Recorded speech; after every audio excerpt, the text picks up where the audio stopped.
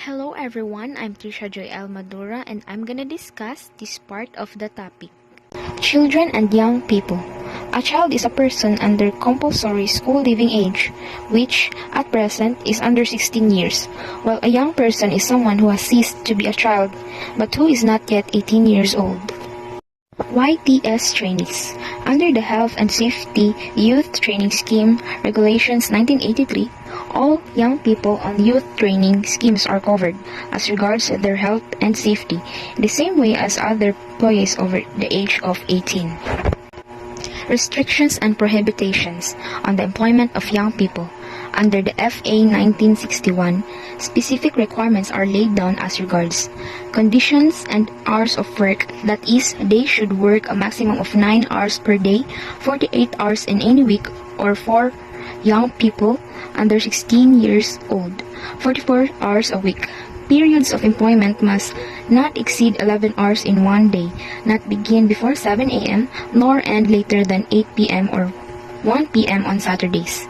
Continuous employment, that is, a young person must not be employed for more than 4.5 hours without an interval of at least half an hour for a meal break, and there must be a minimum 10 minutes rest break for hour-and-a-half-hours work period. Meals and rest breaks, that is, young people must not work during meal or rest periods. Holidays, that is, young people must not work on Sundays or public holidays, as a rule, but subject to certain provisions. Shift work, that is, arrangements, must be made with the HSE for all young people employed in factories to work on a shift system, and then only within certain defined limits. Work involving machinery, that is, as mentioned above, no young person must work with specified machines unless fully instructed in the dangers and of precautions to be taken with them. Restrictions on employment in specific processes, for example, blasting operations. The Offices, Shops, and Railway Premises Act 1963, the WHS, WR 1992, and PUWER or POWER 1992 revoked substantial parts of the Offices, Shops, and Railway Premises Act 1963 or OSRPA. The following remaining provisions are of importance. Section 18. Exposure of young persons to danger in cleaning machinery. No young person, that is, someone under the age of 18, must clean any machinery if, by so doing, they expose themselves to risk of injury from it or any adjacent machinery. Section 19. Training and supervision for working at dangerous machines. No one shall work at any machine that is prescribed as dangerous unless they have been fully instructed of the dangers arising in connection with it and the precautions to be observed, and either have sufficient training in work at the machine or are under the supervision of a person who has thorough knowledge and experience of the machine. Section 49. Notification before commences in office or shops. The employer must notify the enforcing authority or local authority in Form OSR 1. Fire Safety Legislation. The Fire Precautions Act or FPA 1971, as amended by the Fire Safety and Safety of Places of Sport Act or FSSP-SA 1987, applies to all premises actually in use, industrial, commercial, or public, and is enforced by the various fire authorities. Where premises incorporate intrinsically hazardous substances, such as the storage of flammable substances and explosives, control is exercised by the HSE. Fire safety legislation is principally concerned with ensuring the provision of the means of escape in the event of fire and the means of fighting fire, and this is implemented by means of a process of fire certification. The FPA required that a fire certificate be issued for certain classes of factory and commercial premises based on the concept of designated use. The FSSPSA, in effect, the regulated main premises that formally required certification under the FA, including factories, offices, and shops where more than 20 people are employed at any one time, and more than 10 people are employed at any one time elsewhere than on the ground floor. Hotels and boarding houses where there is sleeping accommodation provided for guests or staff is for 6 or more people at basement level and above the first floor. The effect of this deregulation was to exempt certain low-risk premises from the certification requirements. Thus, FSS-PSA empower local fire authorities to grant exemption in respect to certain medium-risk and low-risk premises that were previously designated use premises. The exemption certificate must, however, specify the maximum number of persons who can safely be in or on the premises at any one time. Furthermore, the exemption can be withdrawn by the fire authority without prior inspection by service of notice of withdrawal, where the degree of risk associated with the premises increases. Section 5. Application for fire certificates.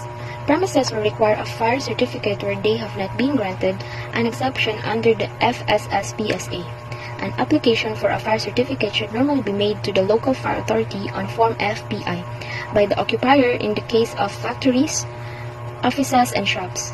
In certain cases, however, it must be made by the owner, thus, premises consisting of part of a building, all parts of which are owned by the same people, that is, multi-occupied buildings in a single ownership. Premises consisting of part of a building, the different part being owned by different people, that is, multi-occupied buildings with plural ownership. An application must specify the premises concerned, the use to be covered, and, if required by the fire authority, be supported within a specified time by plans of the premises.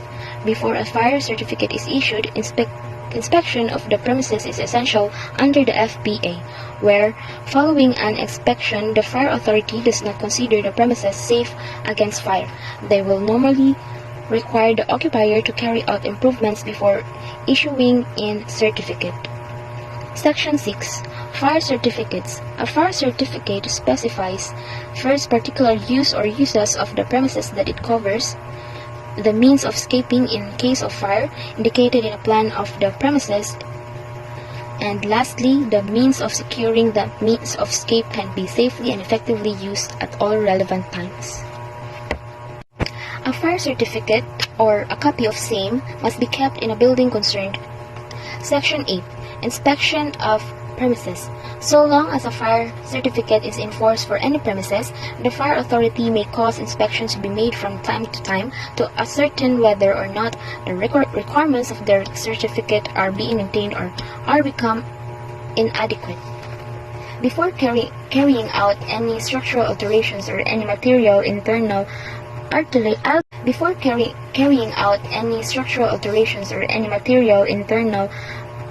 alterations to premises requiring a fire certificate, it is necessary first to notify the fire authority, or in the case of special premises, the HSE, of the proposed changes. Similar requirements apply in case of proposed alterations to equipment or furniture on the premises.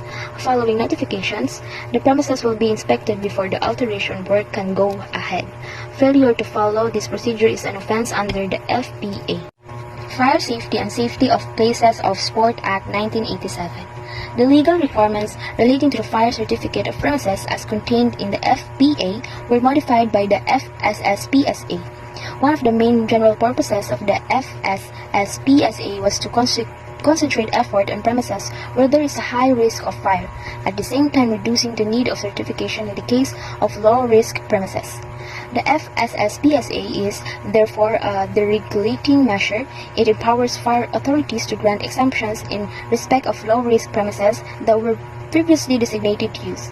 Premises under the FPA required a fire certification. An occupier does not have to formally apply for such exemption. It may be granted either on application for a fire certificate or while a fire certificate is in force. Generally, however, premises will not be exempted unless they had been inspected within the previous 12 months. The consequence of this is that if an exemption is granted on application for a fire certificate, it disposes of the application, and while the certificate is in force, the certificate no longer has any effect. The exemption certificate must, however, specify the maximum number of people who can safely be in or on the premises at any one time, depending on the relative degree of the fire risk. The exemption can be withdrawn by the fire authority without prior inspection, on notice being given to occupier of such a withdrawal. The following sections of the FSS-PSA are important. Section 5, Means of Escape in Case of Fire. Although low or medium risk premises may be exempt for certification under FSS-PSA, occupiers must still provide a means of escape or firefighting equipment. Escape is defined in the Act as escape from premises to some place of safety beyond the building, which constitutes or compromises the premises and any area enclosed by it or within it. Accordingly, conditions or requirements can be imposed as respect any place or thing by means of which a person escapes from premises to a place of safety. Section 8. Alterations to exempted premises. An occupier who intends to carry out any materials or alterations to a premises while an exemption order is in force must first notify the first authority of the proposed alterations. Failure to notify is an offense under the Act. Notification is particularly necessary in cases where the proposed extension of and/or structural alteration to premises may affect the means of escape. Enforcement provisions of the FSS-PSA. Section 9. Improvement notices. Where a fire authority is of the opinion that an occupier has fulfilled their duty with regard to the provision of means of escape in case of fire and the means of firefighting, the authority may serve on the occupier an improvement notice, detailing the steps that should be taken in the way of improvements, alterations, and other measures to remedy this breach of the Act. The occupier must normally undertake remedial work within 21 days, unless they submit an appeal against the notice. Such an appeal must be lodged within 21 days from the date of service of the notice, and it has the effect of suspending the operation of the notice. Where such an appeal fails, the occupier must undertake the remedial work specified in the environment notice. Failure to do so can result in a fine on summary conviction and on conviction, an indictment, and an indefinite fine or imprisonment for up to 2 years or both. Section 10. Prohibition notice. Where there is considered to be a serious risk of injury to employees and visitors from fire on the premises, the fire authority can serve a prohibition notice on the occupier, requiring that remedial work be carried out in the interests of fire safety or alternatively have the premises closed down. The power served prohibition notices applies to all former designated use premises, but not places of public religious worship or single private dwellings. A prohibition notice may be served on premises, first in providing sleeping accommodations such as hotels and providing treatment or care such as nursing homes, and for the purposes of entertainment, recreation or instruction, or for a club, society, association. Places of sport. The FSS-PSA extends the existing Safety of Sports Grounds Act, or SSGA 1975, which only applied to sports stadia, that is, sports grounds where the accommodation for spectators wholly or substantially surrounds the activity taking place, to all forms of sports ground. The legal situation relating to sports grounds under the FSS-PSA is as follows. First, a general safety certificate is required for any sports ground. The SSGA is extended to any sports ground that Secretary of State considers appropriate. The validity of safety certificates no longer requires the provision at a sports ground of a police presence unless consent has been given by a chief constable or chief police officer. There is provision for the service of prohibition notices in the case of serious risk of injury to spectators, prohibiting or restricting the admissions of spectators in general or on specified occasions. Prohibition notices. A prohibition notice may specify steps that must be taken to reduce risk, particularly from a fire, to a reasonable level, including structural alterations, irrespective of whether or not this may contravene the terms of a safety certificate for the ground issued by the local authority, or for any stand at the ground. See the next section, which is safety certificates. Where a prohibition notice requires the provision of a police force, such requirements cannot be specified without the consent of the chief constable or chief police officer. Under the Section 23 of the FSS-PSA, a prohibition notice may be served on any of the following people. First, the holder of a general safety certificate, the holder of a specific safety certificate, that is, a safety certificate for a specific sporting activity or occasion. Where no safety certificate is in operation the management of the sports ground in the case of a specific sporting activity for which no safety certificate is in operation, the organizers of the activity, where a general safety certificate is in operation for a stand at a ground, the holder of this certificate, where a specific safety certificate is in operation for a stand, the holder of certificate. Safety certificates, where sports ground provides covered accommodation and stands for specific spectators, a safety certificate issued by a local authority for specific spectators, a safety certificate issued by a local authority is required for each stand providing covered accommodation for 500 or more spectators, that is, a regulated stand. In certain cases, safety certificates may be required for stands accommodating smaller numbers. Records. Section 27 of the Act gives the local authority power to require the keeping of the following records in the case of stands at the sports ground: the number of spectators in covered accommodation and the procedures relating to the maintenance of safety in the stand. Sports ground with regulated stands must be inspected periodically.